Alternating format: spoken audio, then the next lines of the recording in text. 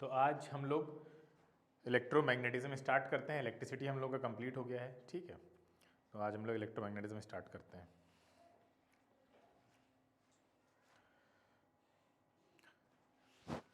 हालांकि ninth class मतलब ये नाइन्थ क्या मतलब 10th में ही हम लोग इसको पूरा कंप्लीट कर चुके हैं। तो अभी बिल्कुल जैसे कि पिछला लेक्चर हुआ था सेलिना ओरिएंटेड था पूरी तरह से, ये भी वही रहेगा। तो स्कूल में टेस्ट कई बच्चों के चल रहे हैं, ठीक है। तो लेकिन मैग्नेटिज्म कहीं कहीं नहीं पूछा जा रहा होगा, मैक्सिमम इलेक्ट्रिसिटी आ रहा होगा आपके यहाँ, और या हाउस होल्ड किसी के यहाँ मतलब कोई छोटे छोटे पोर्शन आ रहे हैं। तो लेकिन अब अगर प्री बोर्ड होंगे आगे तो उसमें तो यही दोनों चैप्टर्स हैं जो आने वाले हैं आपके, इलेक्ट्रिसिटी और मैग्नेटिज्म। तो मैग्नेटिज्म को आज हम लोग स्टार्ट कर लेते हैं और जल्दी ख़त्म कर लेंगे इसको। जैसे आप जानते हैं कि सबसे पहले ये पूरी जर्नी जो है इलेक्ट्रोमैग्नेटिज्म की वो कहाँ से शुरू हुई है। इलेक्ट्रोमैग्नेटिज्म का मतलब क्या है? मतलब ये है कि इलेक्ट्रिसिटी की मदद से हम मैग्नेटिज्म जैसी क्वालिटी को डेवलप कर पाएँ, इसी को बोलते हैं इलेक्ट्रोमैग्नेट्स, या ये पूरी प्रोसेस इलेक्ट्रोमैग्नेटिज्म कहलाती है। सबसे पहले इसको किसने ऑब्जर्व किया था आप सब जानते हैं, क्या नाम है इनका? 1813 में, क्या नाम है इनका? अरे हाँ, हैंस क्रिश्चियन ओयस्टेड, ठीक है।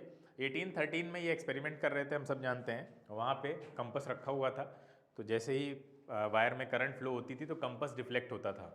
जबकि हम जानते हैं कि कंपस के अंदर मैग्नेट लगा होता है, और अगर मैग्नेट डिफ्लेक्ट हो रहा है तो उसके लिए एक मैग्नेट ही जिम्मेदार हो सकता है। ये आइडिया था इसके पीछे कि अगर वायर में इलेक्ट्रिसिटी की प्रेजेंस से मैग्नेट डिफ्लेक्ट हो रहा है, सॉरी कंपस डिफ्लेक्ट हो रहा है, तो इसका मतलब है कि वो एक मैग्नेट की तरह एक्ट कर रहा होगा, क्योंकि एक मैग्नेट को सिर्फ दूसरा मैग्नेट ही डिफ्लेक्ट करा सकता है, ये डिस्टर्ब कर सकता है, ठीक है। तो यही पूरा बेसिक आइडिया था।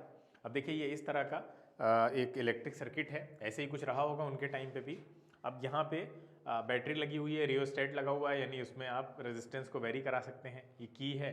और यहाँ पे जब वायर में करंट फ्लो हो रही है तो वहाँ पे जब कंपस निडल जो रखी हुई है उसमें डिफ्लेक्शन दो तीन तरह से हो रहा है। देखिए जो इन्होंने चीज़ों को ऑब्जर्व किया उसमें दो चीज़ें बड़ी इंटरेस्टिंग थी। एक तो ये कि अगर आप इलेक्ट्रिसिटी में पोल्स को अगर आप स्विच कर देते हैं, यानी अगर आप प्लस माइनस से अगर स्विचिंग कर देते हैं तो जो डिफ्लेक्शन है, निडल का जो डिफ्लेक्शन है वो भी बदल जाता है। पहले अगर वो राइट में हुई थी अब वो लेफ्ट में होगी, इतना तो सब जानते हैं। लेकिन एक और चीज़ है कि अगर आप कहाँ पे रख रहे हैं इसको, इस पर भी चीज़ें डिपेंड करती हैं। जैसे मान लीजिए ये वायर है, ठीक है, ये वायर है, इस वायर में करंट फ्लो हो रही है। अगर इस वायर में आप जो कंपास है उसको कहाँ पे रखते हैं, नीचे रखेंगे या ऊपर रखेंगे, दोनों ही केसेस में डिफ्लेक्शन की डायरेक्शन अलग अलग होगी। जैसे कि यहाँ पे दिख रहा है आपको, ये देखिए दो दो केसेस आपके सामने बने हुए हैं, एक ये वाला देखो ध्यान से और एक ये वाला देखो। देखो दोनों में डिफ्लेक्शन अलग अलग हो रहा है या एक जैसा? सॉरी ये नहीं, ये देखिए ऊपर नीचे ये जो बने हुए हैं, यहाँ पे देखिए,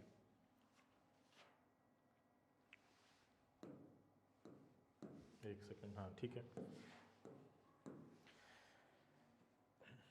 ये देखिए, ये दोनों देखिए, दोनों केसेस में डिफ्लेक्शन अलग अलग डायरेक्शन में हो रहा है। देखिए यहाँ पे कंपास निडल ऊपर की तरफ डिफ्लेक्ट हो रही है और यहाँ पे देखिए नीचे की तरफ डिफ्लेक्ट हो रही है। बोलिए, तो ये दिख रहा है ना सबको क्लियरली अलग अलग, यहाँ अलग डायरेक्शन में है, वहाँ अलग डायरेक्शन में है। नीचे वाले में क्लॉकवाइज है, ऊपर वाले में देखिए एंटी क्लॉकवाइज है ना डिफ्लेक्शन। तो रीजन क्या है? रीजन यही है कि एक में मैग्नेटिक निडल को ऊपर रखा गया है वायर के, और एक में मैग्नेटिक निडल को नीचे रखा गया है वायर के, ठीक है। इसमें मैग्नेटिक निडल को ऊपर रखा है वायर के, इसमें नीचे रखा है। तो वायर में भी ये भी देखना पड़ेगा कि कहाँ रख रहे हैं आप। वायर के नीचे रखेंगे तो डायरेक्शन बदल जाएगी, ऊपर रखेंगे तो डायरेक्शन बदल जाएगी, ठीक है। ये वही चीज़ है, ठीक है। डिफ्लेक्ट अगर आप एक तो इस तरह से भी डायरेक्शन बदल सकते हैं ऊपर नीचे रखकर। दूसरा जो आइडियल केस होता है डायरेक्शन चेंज करने का वो यही है कि बैटरी में पोल्स अगर स्विच कर दीजिए आप, ठीक है, तो वो डिफ्लेक्शन की डायरेक्शन बदल जाती है, ठीक है। तो वो अब इलेक्ट्रोमैग्नेट में जो मेन चीज़ें थी वो यही थी कि जो इलेक्ट्रिसिटी आप अगर आप मैग्नेटिक स्ट्रेंथ बढ़ाना चाहते हैं, यानी जो डिफ्लेक्शन है उस डिफ्लेक्शन को बहुत ज़्यादा तेज़ अगर होने लग गया तो समझ जाइए कि जो स्ट्रेंथ है मैग्नेटिक फील्ड की वो बढ़ चुकी है। तो ये देखा गया कि अगर आप करंट को बढ़ाते हैं, अगर आप करंट को इंक्रीज कर रहे हैं, करंट को इंक्रीज करेंगे तो मैग्नेटिक फील्ड भी इंक्रीज होती है। मैग्नेटिक फील्ड इंक्रीज होती है इसका मतलब ये है कि वो स्ट्रॉन्ग मैग्नेट बन जाता है, क्योंकि डिफ्लेक्शन ज़्यादा होने लग गया। डिफ्लेक्शन ज़्यादा होने लग गया तो जो वायर था वो स्ट्रॉन्ग मैग्नेट बनता जा रहा है। तो करंट को बढ़ाकर आप उसको स्ट्रॉन्ग मैग्नेट बना सकते हैं। दूसरा पॉइंट यही था कि पोल्स को रिवर्स करके स्विच करके आप पोलैरिटी को भी स्विच कर सकते हैं। तीसरा ये था कि आप क्या कर सकते हैं, अगर आप उन दोनों के बीच की डिस्टेंस को डिक्रीज कर दें, ठीक है, कोई भी नॉन कॉन्टैक्ट फोर्स डिस्टेंस पे डिपेंड करता है और डिस्टेंस के इन्वर्सली रिलेटेड होता है। डिस्टेंस बढ़ाएंगे वो नॉन कॉन्टैक्ट फोर्स का स्ट्रेंथ कम होता चला जाएगा। तो यहाँ पे वही था। अब एक तरीका ये है कि आप करंट को बढ़ाइए तो मैग्नेटिक फील्ड स्ट्रेंथ बढ़ जाएगी। दूसरा तरीका ये था कि आप दोनों को पास ले, अगर उनके बीच की डिस्टेंस को कम कर दीजिए तो वो स्ट्रेंथ बढ़ जाएगी। ठीक है, तो इन्फ्रेंस क्या निकाला वहां पे कि अगर कोई चार्ज स्टैटिक चार्ज है, अगर कोई चार्ज रुका हुआ है, ठीक है, तो रुका हुआ चार्ज अपने चारों तरफ एक फील्ड बनाता है, उसका नाम है इलेक्ट्रिक फील्ड। अगर आप उसी चार्ज को मूव कराइए आप, तो वो चार्ज, वो इलेक्ट्रिक फील्ड कन्वर्ट हो जाएगी आपकी मैग्नेटिक फील्ड में। या इस तरह समझिए कि वो चार्ज मैग्नेटिक फील्ड प्रोड्यूस करता है। मूविंग चार्ज मैग्नेटिक फील्ड अपने चारों तरफ बना लेता है। ठीक है, तो वो मैग्नेटिक इफेक्ट ऑफ करंट कहलाता है। ठीक है, वही इफेक्ट, यानी जब चार्ज मूव होता है और वो मूव होने की वजह से उसके अंदर मैग्नेटिक इफेक्ट आ जाता है, तो वो magnetic effect of electric current कहलाता है। मैग्नेटिक फील्ड की स्ट्रेंथ मैग्नीट्यूड ऑफ करंट पे डिपेंड करती है और उसकी डायरेक्शन पे डिपेंड करती है। ठीक है, यानी डायरेक्शन ऑफ करंट कैसी है इस बात पे डिपेंड करेगी। अब हम लोग देख लेते हैं कि जो वायर था, उस वायर में जो मैग्नेटिक फील्ड डेवलप हो रही थी, वो मैग्नेटिक फील्ड की लाइंस कैसी बनती हैं अगर हम लोग देखें तो। ये देखिए कुछ इस तरह से। ठीक है, आपको पता है राउंड शेप में, यानी सर्कुलर रिंग्स बनती हैं। ठीक, कॉन्सेंट्रिक सर्कल्स के फॉर्म में उसके चारों तरफ, वायर के चारों तरफ जो मैग्नेटिक फील्ड लाइंस का जो पैटर्न है वो कैसे आता है। कोई बताएगा पैटर्न कैसे हम बना सकते हैं? हमें कैसे पता चला पैटर्न ऐसा होता है? कंपस से। हाँ बिल्कुल सही, कंपस के थ्रू। आप क्या करिए, ये वायर है, इस वायर के चारों तरफ अलग अलग पॉइंट पे अगर आप कंपस रखते हैं तो उस कंपस से, कंपस का जो नॉर्थ पॉइंट है, नॉर्थ जो है वो जिस तरफ पॉइंट करेगा उधर एरो लगाते चले जाइए तो आपको दिखेगा कि ये तो पूरा एक सर्किल बनता चला जा रहा है। तो स्ट्रेट करंट कैरिंग कंडक्टर में, स्ट्रेट करंट कैरिंग वायर में जो मैग्नेटिक फील्ड लाइंस का पैटर्न होता है वो सर्कुलर रिंग्स होती हैं, जैसे यहाँ पे आपको दिख रहा होगा बनी हुई है। ठीक है, ये देखिए कुछ इस तरह से। ठीक है,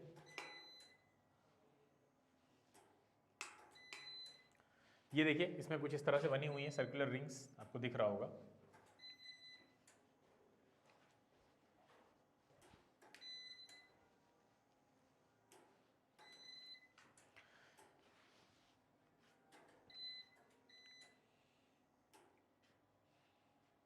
अब इस पैटर्न से हमें क्या क्या चीज़ें पता चली हैं उनको देखते हैं हम लोग।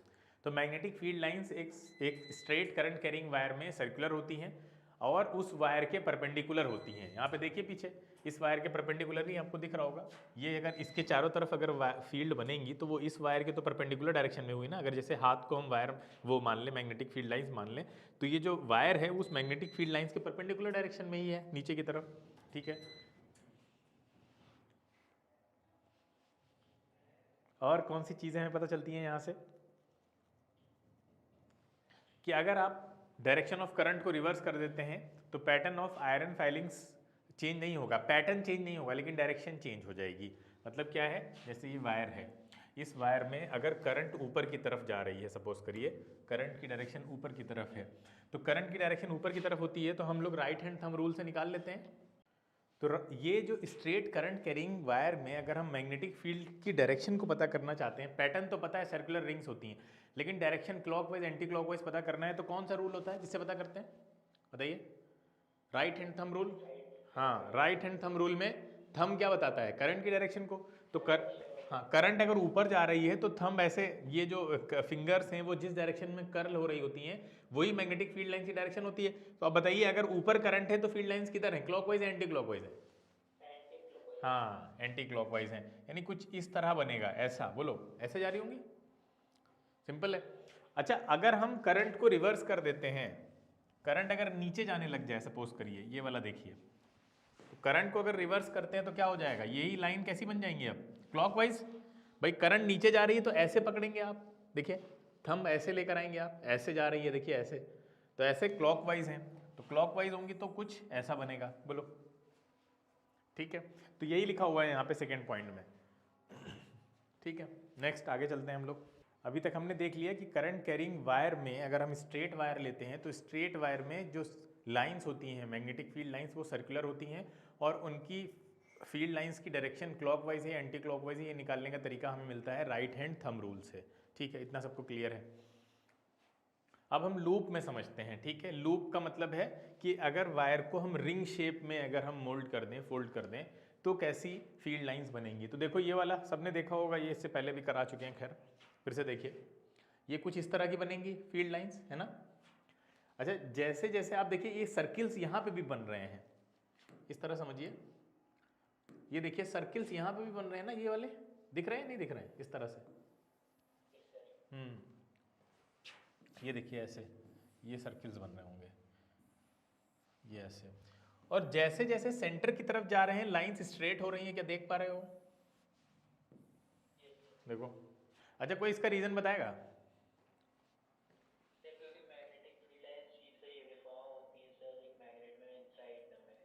हाँ नहीं, चलो ये तो एक इन्फॉर्मेशन हो गई जो तुमने दी है, हम रीजन पूछ रहे हैं, इस इन्फॉर्मेशन के पीछे का रीजन यहाँ पे बताइए। और कोई बताएगा? ये जो फील्ड लाइंस हैं, हाँ ठीक है, ये एक दूसरे पे प्रेशर भी एक्सर्ट करती हैं, ये फील्ड लाइंस एक दूसरे पे प्रेशर भी एक्सर्ट करती हैं, इसी वजह से स्ट्रेट होती चली जाती हैं। जब ये एक दूसरे से मतलब जब भी जैसे जैसे आप इधर आएंगे इनका प्रेशर बढ़ता जाता है और ये स्ट्रेट होती चली जाती हैं, एक तरह का।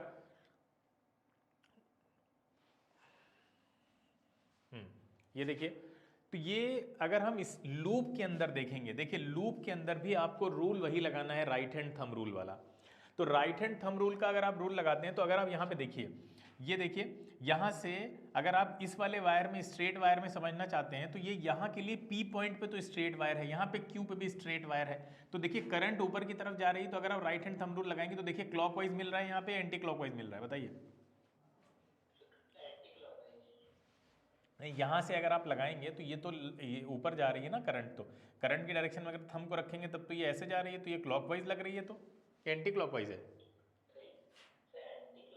एंटी क्लॉकवाइज है, यानी ये ऐसे बना रही है, ये देखिए कुछ इस तरह से।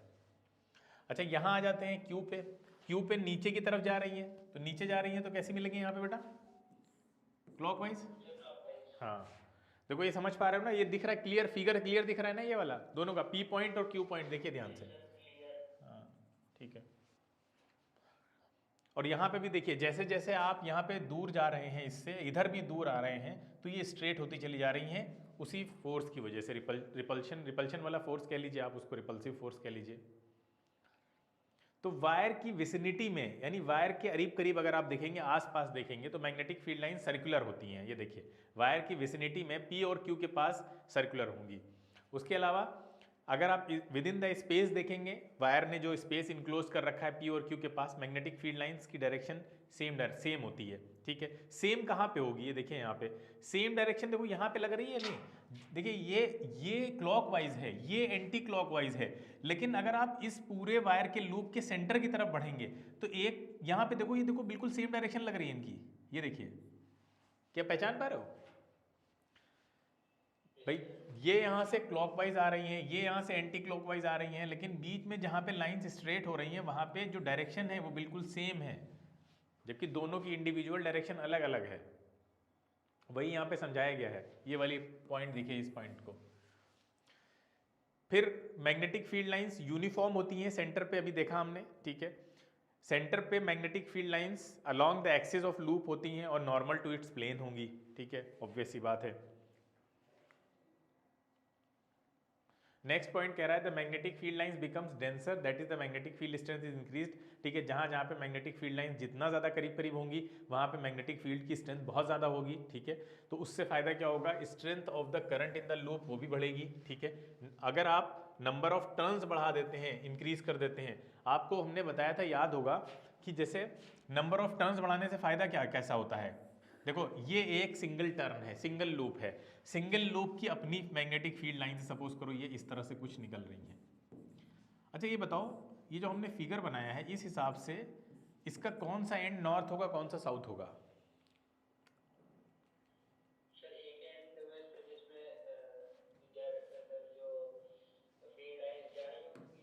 हम ऐसे हम क्वेश्चन को और अच्छे से पूछते हैं। मान लेते हैं ये वाला ऊपर वाला एंड ए है, नीचे वाला बी है। अब बताओ कौन सा नॉर्थ कौन सा साउथ? ऊपर वाला एंड ए है और इसके पीछे वाला एंड जो हमें यहाँ दिख नहीं रहा है वो बी है सपोज। ए नॉर्थ है, बी साउथ है। हाँ क्यों? सर क्योंकि मैग्नेट में भी ऐसे ही होता है। हाँ क्योंकि क्योंकि ऐसे बोलो कि नॉर्थ से मैग्नेटिक फील्ड लाइन निकलती हैं और साउथ में एंटर करती हैं। पढ़ा है बार मैग्नेट, भूल गए? बार मैग्नेट में पढ़ा है ना ये कि नॉर्थ से ऐसे निकल के साउथ में जाती है। ठीक है, तो जहाँ से निकलेंगी वो नॉर्थ एंड होगा, जहाँ एंटर करेंगी वो साउथ होगा। तो ये ऊपर वाला नॉर्थ हुआ, नीचे वाला साउथ हुआ। अब आप खुद ही सोचो, अगर दो टर्न होते, दो अलग अलग रिंग्स हमने ले ली, उनकी अपनी मैग्नेटिक फील्ड है। ठीक है, हर रिंग की अपनी ऐसे मैग्नेटिक फील्ड लाइंस होंगी, इस तरह से नॉर्थ से निकल रही होंगी, साउथ में जा रही होंगी। तो जब आप इन दोनों रिंग्स को एक पास रखेंगे लाके, तो इनकी मैग्नेटिक फील्ड लाइंस भी तो एक दूसरे को कोऑपरेट करती हैं, पता है? क्रॉस नहीं करती हैं, कोऑपरेट करती हैं। तो कोऑपरेट करेंगी तो एक मैग्नेटिक फील्ड स्ट्रेंथ जितनी थी, अगर एक और उसको मिल जाएगी तो वो और बढ़ जाएगी। इसी तरह से अगर एक और रिंग आ जाएगा तो उसकी अपनी मैग्नेटिक फील्ड लाइंस होंगी, वो उसके साथ फिर मिल जाएंगी और स्ट्रेंथ बढ़ जाएगी। तो नंबर ऑफ टर्न्स अगर आप बढ़ा देते हैं इस तरह से, रिंग रिंग शेप में अगर आप वायर को घुमाते हैं, ठीक है, जिसको हम सोलेनॉइड बोलते हैं, भी आगे पढ़ेंगे, तो वायर को अगर आप रिंग शेप में घुमा के और फिर उसको लाइट से कनेक्ट, इलेक्ट्रिसिटी से कनेक्ट करते हैं, तो उसमें जो लूप्स हैं, जो रिंग्स हैं, वो जितनी ज़्यादा होंगी उसमें बनने वाला जो मैग्नेटिज्म है या मैग्नेटिक फील्ड है वो उतना ज़्यादा स्ट्रांग होगी, क्योंकि हर एक रिंग अपनी इंडिविजुअल मैग्नेटिक फील्ड लाइंस को एडअप करता चला जाएगा बाकी रिंग्स के साथ में, तो वो कलेक्टिव मैग्नेटिक फील्ड बहुत ज़्यादा हो जाएगी, स्ट्रेंथ। ठीक है, तो वो इसलिए लिखा होता है कि टर्न्स बढ़ा दीजिए, लूप अगर बढ़ा दीजिए आप, ठीक है, ये नंबर ऑफ लूप्स या टर्न्स इन द लूप, उसको इंक्रीज कर दीजिए तो मैग्नेटिक फील्ड स्ट्रेंथ बढ़ जाती है। ठीक है, और क्या लिखा हुआ है? Magnetic field lines pass through the loop in the same direction. ठीक है, ये तो हमने देखा था कि लूप में सेम डायरेक्शन में पास करती हैं, खासकर मिडिल में, जब आप जैसे जैसे पोल से दूर होते चले जाते हैं। They appear to come out from the face of a loop on either side, on other side, so that the face behaves as an, हाँ ये तो आसान है, मतलब जहां से निकल रही होंगे, जैसे ऐसे समझो, ये हमने एक पूरा ये सोलेनॉइड बनाया है, ठीक है, ये आपने लाइट से कनेक्ट कर दिया, बैटरी से कनेक्ट कर दिया, ठीक है। अब खुद सोचो, अगर यहाँ से मैग्नेटिक फील्ड लाइंस ऐसे निकल रही हैं बाहर की तरफ, तो आप क्या बोलेंगे इसको? इधर वाले एंड को क्या बोलेंगे? नॉर्थ एंड बोलेंगे, ऑब्वियसली बात है। और जिधर अब इधर से निकल रही होंगी तो ये कंप्लीट लूप बनाती हैं, क्लोज लूप, तो इधर से एंटर भी हो रही होंगी तो ये साउथ पोल हो जाएगा। तो वही लिखा हुआ है, जहाँ से मैग्नेटिक फील्ड लाइंस बाहर आ रही हैं वो नॉर्थ पोल की तरह एक्ट करेगा और दूसरा वाला साउथ हो जाएगा।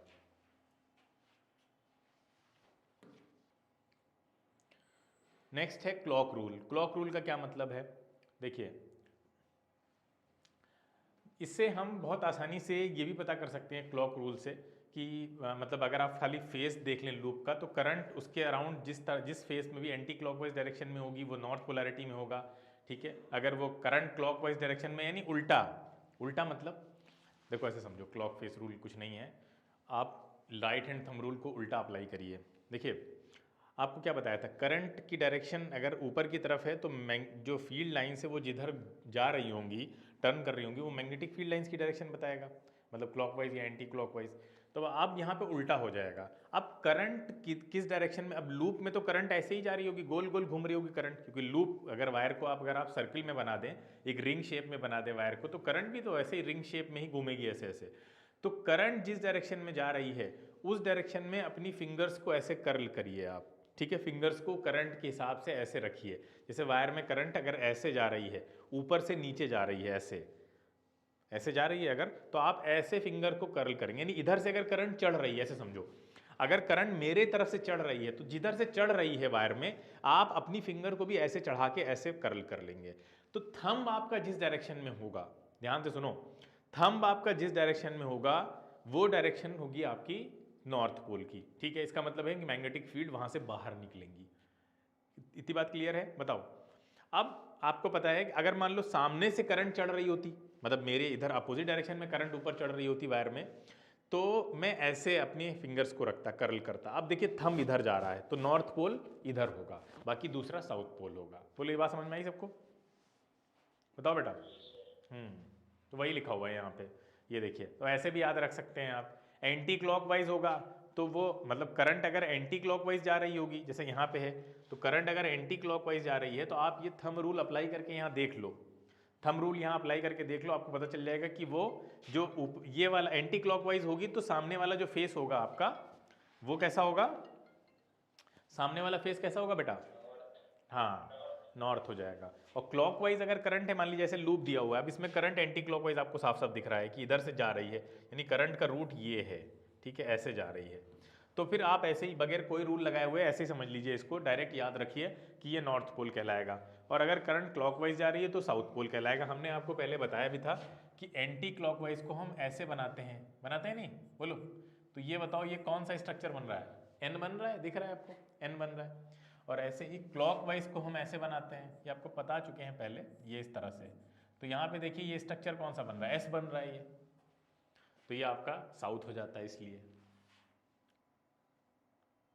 Magnetic field due to a current carrying cylindrical coil. अब सिलेंड्रिकल कॉइल की बात कर रहे हैं, चलिए देख लेते हैं। कंडक्टिंग वायर को अगर आप सिलेंड्रिकल कॉइल की तरह वाउंड कर दें तो देखिए कैसे होगा, कुछ इस तरह से, वही सोलेनॉइड वाला चक्कर है, ठीक है। सोलेनॉइड की फॉर्म में आपने बना दिया, तो ये देखिए कुछ इस तरह से। अब इसके अंदर आप अगर करंट फ्लो कराएंगे तो एक एंड इसका नॉर्थ पोल बनेगा, एक एंड इसका साउथ पोल बनेगा। तो magnetic field lines inside the solenoid वो स्ट्रेट होती हैं, बिल्कुल जैसे बार मैग्नेट में होता है। ये हो गया आपका बार मैग्नेट। बार मैग्नेट में अगर आप एक एंड साउथ है, दूसरा नॉर्थ है, तो जो फील्ड लाइंस है वो ऑब्वियस सी बात है नॉर्थ से निकल के साउथ में जाएंगी, ठीक है, इस तरह से कुछ ऐसे, ठीक है। ये सब क्लोज्ड लूप बने होते हैं, ठीक है, ये सब क्लोज्ड लूप है। तो फील्ड लाइंस की डायरेक्शन क्या होगी, ये ऐसी होंगी फील्ड लाइंस, ठीक है, ये देखिए।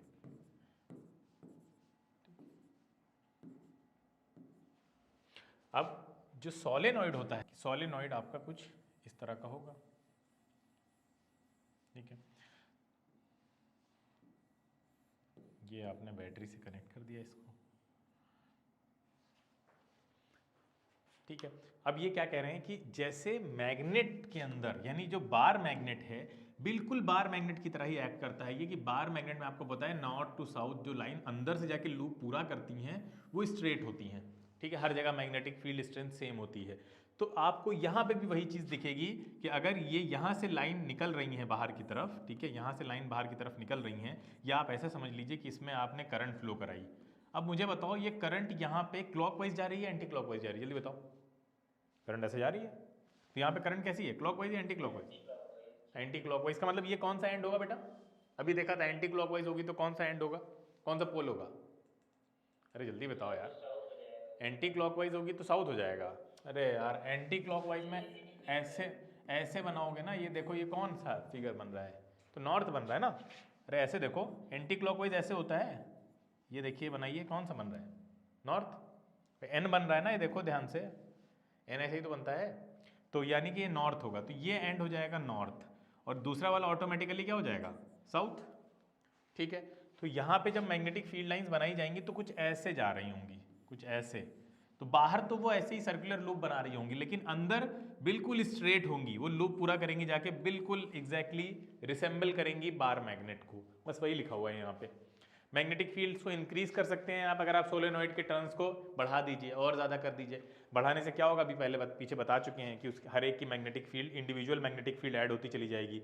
फिर बोल रहे हैं कि magnetic field is also increase अगर आप बीच में एक सॉफ्ट आयरन कोर डाल दें, इसमें बीच में जगह होगी, सॉफ्ट आयरन कोर डालने से क्या होगा, सॉफ्ट आयरन कोर मैग्नेट की तरह बिहेव करने लगेगा और उसकी अपनी मैग्नेटिक फील्ड बन जाएगी, जो कि सोलेनॉइड की मैग्नेटिक फील्ड के साथ एडअप हो जाएगी और कलेक्टिवली वो बढ़ जाएगा स्ट्रेंथ मैग्नेटिक फील्ड का। सॉफ्ट आयरन कोर इसलिए यूज करते हैं क्योंकि वो उसको हम जब चाहें जब मैग्नेटाइज कर सकते हैं और जब चाहें जब डीमैग्नेटाइज हो जाएगा वो। इलेक्ट्रोमैग्नेट का सोल पर्पज ही यही है कि उसके मैग्नेटिज्म को हम कंट्रोल कर सकें, ठीक है। अगर आप कंट्रोल नहीं कर सकते तो इलेक्ट्रोमैग्नेट यूजलेस है, ठीक है, कोई यूटिलिटी नहीं है उसकी। तो उसके अंदर जो आप आयरन कोर डाल रहे हैं वो भी ध्यान रहना चाहिए कि ऐसे मटेरियल का बना हो जो आसानी से अपना मैग्नेटिज्म गेन भी कर ले, जब हम चाहें तो उसको मैग्नेट की तरह बना ले, और जब हम चाहें उसको डीमैग्नेटाइज कर दे, यानी इजीली वो मैग्नेटिज्म एक्वायर कर ले और इजीली उसको लूज कर दे, यानी रिटेंटिविटी बहुत कम होनी चाहिए उसकी, ठीक है। इसलिए हम सॉफ्ट आयरन को यूज करते हैं, ठीक है। तो हम ये सोलेनॉइड हमने देख लिया, अच्छे से समझ लिया। कोई डाउट है बेटा इसमें सोलेनॉइड में, बताओ जल्दी से।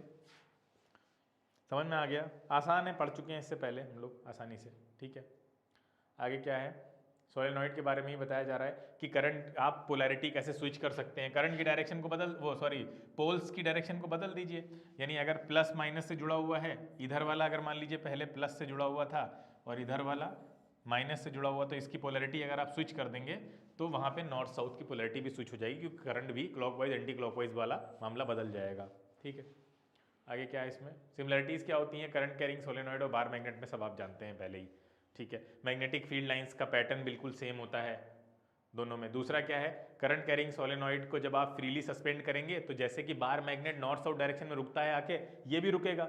ठीक है, तीसरा क्या है सिमिलरिटी? करंट कैरिंग सोलेनॉइड भी अट्रैक्टिव प्रॉपर्टी बार मैग्नेट की तरह ही, भाई जाहिर बात है आप उसको मैग्नेट बना रहे हैं तो वो सारी वो प्रॉपर्टी अगर नहीं दिखाएगा बार मैग्नेट वाली, तो फ़ायदा क्या है? तो वो अट्रैक्टिव जो प्रॉपर्टी होती है उसकी, यानी आयरन, यानी जो आयरन वाले मटेरियल्स होते हैं, क्या बोलते हैं उनको? उन मटेरियल्स को क्या बोलते हैं जिनको मैग्नेट अपनी साइड पे अट्रैक्ट करता है? कोई बताएगा नाम? अरे यार, क्या बोलते हैं उन मटेरियल्स को? क्या बोलते हैं जिनको मैग्नेट अपने साइड अट्रैक्ट कर लेता है? ऐसे स्टार्ट होता है नाम, चलो पता करके बताना। फेरोमैग्नेटिक सब्सटेंस, फेरोमैग्नेटिक सब्सटेंस क्या बोलते हैं? फेरोमैग्नेटिक सब्सटेंस, याद रखना इसको। ठीक है, डिसिमिलैरिटीज़ क्या है? बहुत आसान है। मैग्नेटिक फील्ड स्ट्रेंथ आप इसकी बढ़ा सकते हैं। ठीक है, किसकी? सोलेनॉइड की। आयरन कोर को डाल के बढ़ा सकते हैं, नंबर ऑफ टर्न्स को बढ़ा के बढ़ा सकते हैं, करंट के अमाउंट को बढ़ा के बढ़ा सकते हैं, यानी करंट को बढ़ा दीजिए वो बढ़ जाएगी। दूसरा ये है कि डायरेक्शन ऑफ मैग्नेटिक फील्ड भी चेंज कर सकते हैं सोलेनॉइड में। आप पोलैरिटी को स्विच कर दीजिए, नॉर्थ साउथ बदल जाएगा जब आप चाहेंगे। ठीक है, तो ये डिसिमिलैरिटीज़ थी। तो हमने सोलेनॉइड तक पढ़ लिया है, इसके बाद अब हम लोग नेक्स्ट टर्न पे आगे चलेंगे।